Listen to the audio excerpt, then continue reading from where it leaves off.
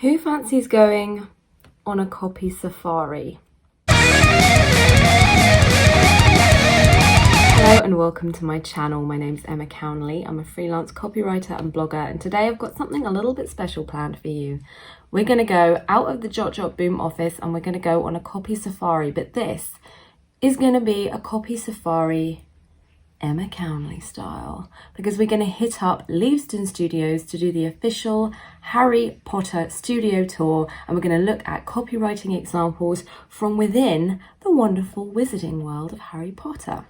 Now, this video is inspired by a series of blog posts by my friend Greg. I'll link them in the description box below so you can go and check them out. I just thought they were great fun, and I thought, why can't I do content around Harry Potter? You know, I fucking love that shit. I live really close to the studio and I go fairly regularly, and I thought this is the perfect opportunity. So let's combine a copy safari with Harry Potter as a little bit of a Christmas sitch. My husband and my sister will be joining us today on the safari, so you're going to get to meet them as well. And without further ado, I think you should grab your coat, grab your bag, grab your fucking Harry Potter glasses, and come with me as we go on the tour.